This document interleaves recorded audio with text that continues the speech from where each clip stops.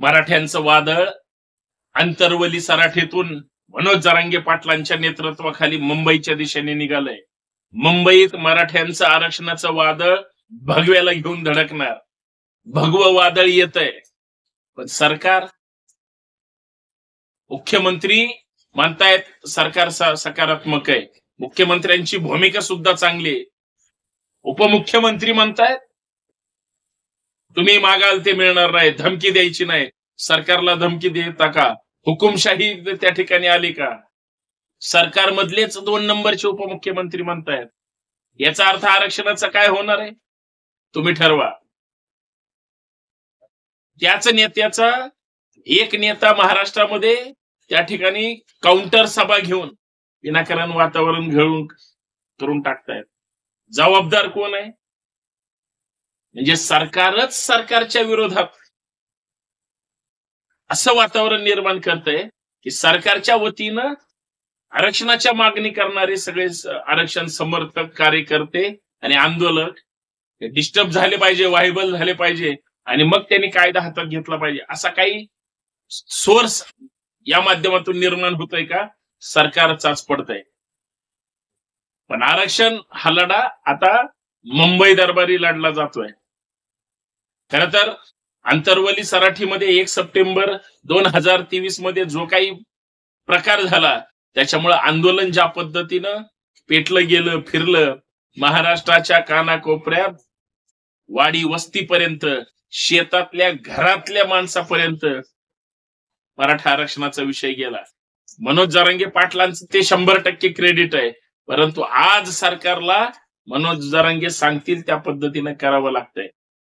घटनात्मक चौकटीमध्ये सरकारला आरक्षण द्यावंच लागेल. मुख्यमंत्री सांगतात कुणाचंही नुकसान न होता आरक्षण द्यावं लागेल, काहीच अडचण नाही. पण कधी देणार? आचारसंहिता जर फेब्रुवारी मार्च मध्ये लागेल तर मग करणार काय? फुटबॉल झालं नाही पाहिजे. त्याच्यावर मुख्यमंत्र्यांनी अजून सांगितलं की विशेष अधिवेशन घेणार. याचा अर्थ आरक्षणाचा प्रश्न ज्या पद्धतीनं ताणला जातोय, रेटला जातोय आणि मांडला जातोय, सरकार सुद्धा त्या पद्धतीनं प्रयत्न करतंय. पण आता ज्या पद्धतीचं स्पीड पाहिजे त्या पद्धतीचा स्पीड आहे का, मिळतोय का? आणि आरक्षण मागणाऱ्या तमाम मराठ्यांना आरक्षण मिळणार का?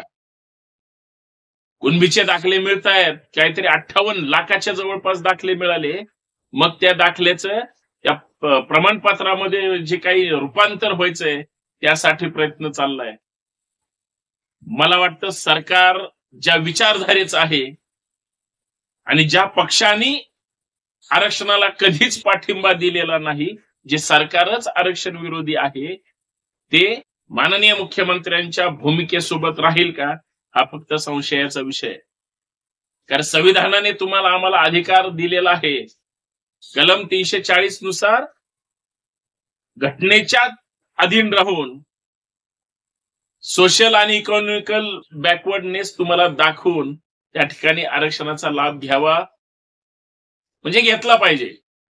आणि जर तुम्ही त्या चौकटीत बसत असेल तर घ्यावा लागेल सुद्धा. पण देण्याची हिंमत पाहिजे ना. सरकारची नियत तशी आहे का नाही हे दररोजच्या आंदोलनाच्या, आता मुंबईच्या दिशेने जो काही लाखो करोडो मराठ्यांचा त्या ठिकाणी मोर्चा जाणार आहे त्याच्यावर अवलंबून राहणार आहे. एक मराठा लाख मराठा म्हणत लाखो मराठी आता मुंबईच्या दिशेने निघाले. ते महाराष्ट्राच्या मराठ्यांच्या हितासाठी, गोरगरीब सर्वसामान्य लोक हे प्रमुख प्रवाहापासून वंचित राहत आहेत, ही गरज लक्षात घेऊन मराठा क्रांती मोर्चाचा जन्म झाला. जी काही कोपर्डीतली घटना होती त्याच्यामुळं मराठा क्रांती मोर्चाचा आणि मग त्या मनातल्या धगधगणाऱ्या त्या क्रांतिकारी चिंगारीचा जन्म झाला. आज ती आग परत एकदा धगधग करते. ठीक आहे, त्यावेळेचे जे 58 मोर्चे, जे मुख मोर्चे निघाले, जे मोर्चे शांततेच्या मार्गाने महाराष्ट्रालाच नाही, देशाला नाही, जगाला एक आदर्श ठरवणारे होते, त्याच मोर्चातून शिवस्मारकाचा मुद्दा असेल, सारथीचा मुद्दा असेल किंवा समाजाच्या हिताचा मुद्दा असेल, हा रेटला गेला म्हणून आज यंत्रणा ताकदीनं पळते. सरकार तेच आहे, सरकारमधले नेते बदलले जात आहेत, मुखवटे फक्त वेगळे वेगळे बदलले जात आहेत, माणसं तीच असतायत, आमदार तेच निवडून येत आहेत, जे सरकार कुणाचंही असू द्या त्या त्या भागाचं प्रतिनिधित्व करतायत. पण ही आमदार रूपी माणसं पुढारी हे पक्षाचे होत आहेत निवडून आल्यानंतर, समाजाचे होत नाही, म्हणून प्रश्न निकाली काढला जात नाही.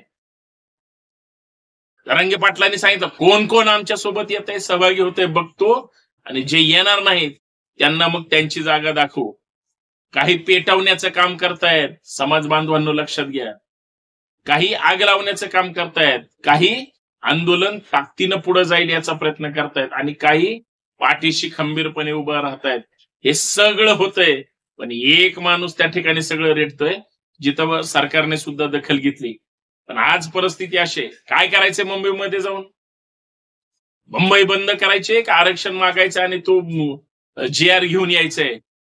का त्या ठिकाणी नाही दिलं तर तिथंच ठिय्या मांडून, कारण चटणी भाकरी सहित मराठी लहान मुलांसहित, तरुण तरुणी, ज्येष्ठ, अति वृद्ध सगळे निघालेत तिकडं घराभारासहित. ते न्याय मिळवायला निघालेत, न्याय हासिल करायला निघालेत. सरकार मात्र सगळ्यांना गाफील ठेवण्याची कदाचित शक्यता नाकारता येत नाही. मान्य गृहमंत्र्यांनी परवा सांगितलंय हजारो पोलिसांचा त्या ठिकाणी सगळ्या नियोजनासाठी बंदोबस्त असेल. चांगली गोष्ट आहे. शांततेत आंदोलन आजपर्यंत झाली, उद्याचं पण झालं पाहिजे. सरकार त्या पद्धतीनं प्रयत्न करीत. कदाचित सरकार तोपर्यंत गुड न्यूज सुद्धा देईल.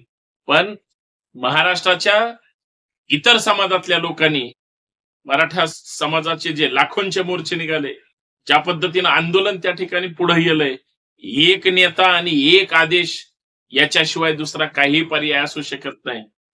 सरंजाम, प्रस्थापित, घराणेशाहीत, अर्थात तेच आमदार, तेच खासदार, त्याचीच बायको जिल्हा परिषदला, त्याचीच सून महानगरपालिकेला, हे जे प्रस्थापितांचे जे काही वारसा हक्काने मिळालेले धंदे, हे बंद करण्यासाठी कदाचित आता सगळे सर्वसामान्य पेटून उठलेत.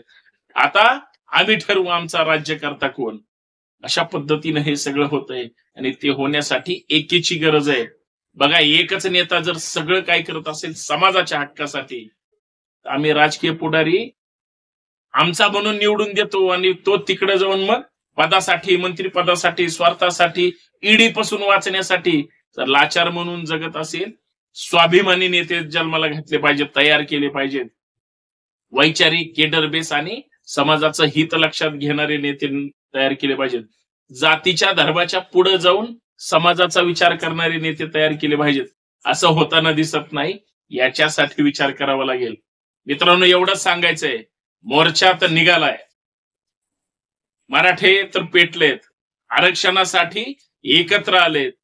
तो हातात भगवा घेऊन एक मराठा लाख मराठ्याच्या घोषणेमध्ये जर तो मुंबईच्या दिशेने निघाला असेल, मुंबई ताब्यात घेण्यासाठी, अर्थात मुंबई फिरण्यासाठी, चटणी भाकरी घेऊन मुलाबाळांसहित, मित्रांसहित, पाहुण्या रावळ्यांसहित, तर त्या मराठ्याला यश येणार अशी शक्यता नाकारता येत नाही.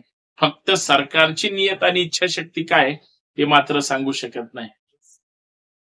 छत्रपती शिवरायांच्या महाराष्ट्रामध्ये छत्रपती शिवरायांच्या मावळ्यांना स्वतःच्या हक्कासाठी काहीतरी मागावं लागतंय, आणि राज्यकर्ते सुद्धा त्याच समाजाचं प्रतिनिधित्व करत असतील तर इतक्या दिवस का संघर्ष करावा लागला, आणि आरक्षणासाठी किती संसार घर उद्ध्वस्त झाली, कुणाचा मुलगा गेला, कुणाची मुलगी गेली, कुणाचा नवरा गेला, कुणाचा बाप गेला, शहीद झाले आरक्षणासाठी. हे फक्त आणि फक्त कुठलंही सरकार असू द्या, त्या सरकारचं आणि नेत्यांचं पाप आहे. त्या सगळ्यांचा बदला घेण्यासाठी कदाचित हा मोर्चा असावा. धन्यवाद. जय जिजाऊ, जय शिवराय.